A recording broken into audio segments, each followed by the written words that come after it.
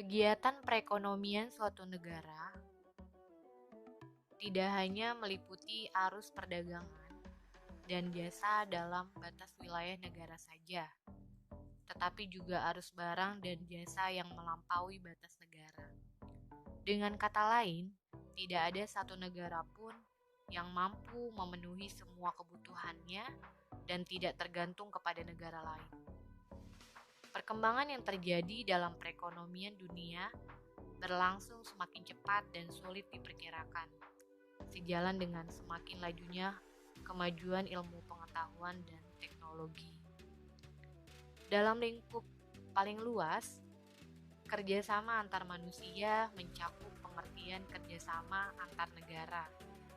Adanya kerjasama ekonomi antara negara membawa dampak yang luas, karena masing-masing negara yang mengadakan kerjasama menandatangani perjanjian kerjasama ekonomi antar negara.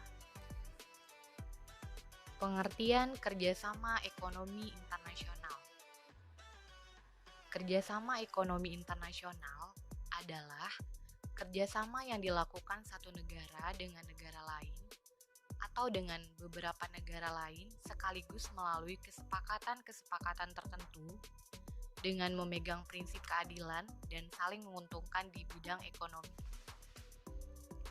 Negara-negara yang melakukan kerjasama ekonomi internasional pada umumnya karena adanya terbatasnya kemampuan suatu negara untuk memproduksi barang dan jasa yang dibutuhkan oleh masyarakatnya.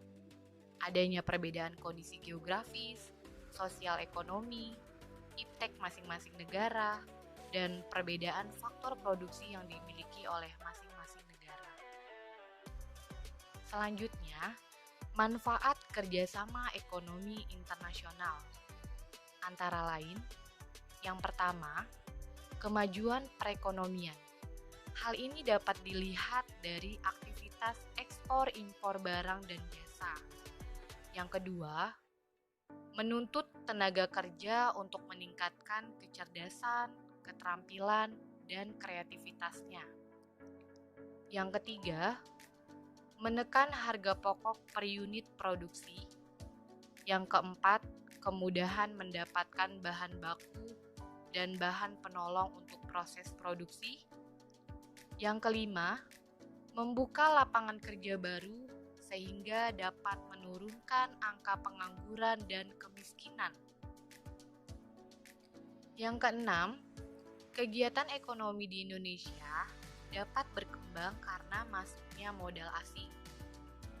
Yang ketujuh, Indonesia mempunyai kesempatan untuk menimba ilmu pengetahuan dan teknologi dari negara maju.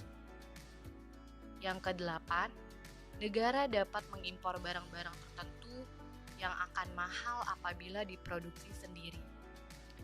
Dan yang kesembilan, dapat memperkuat daya tawar dan posisi Indonesia di dunia internasional.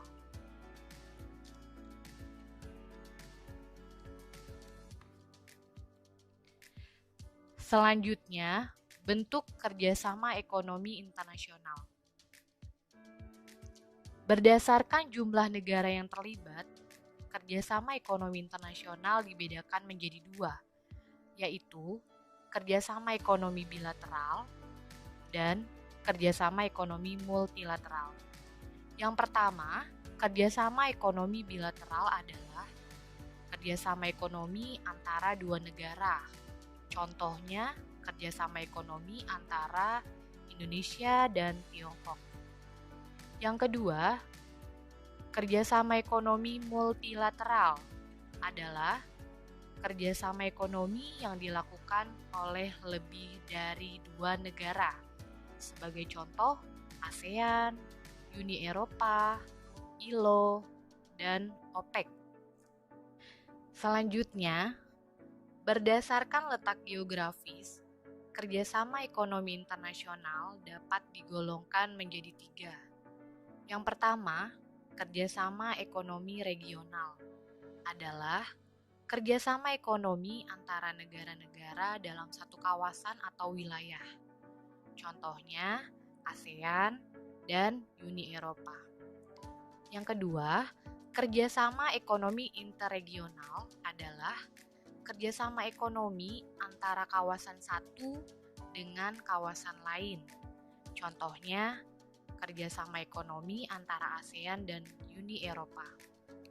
Dan yang ketiga, kerjasama ekonomi internasional adalah kerjasama ekonomi yang dilakukan beberapa negara yang mencakup wilayah negara-negara di dunia. Contohnya, OPEC dan ILO.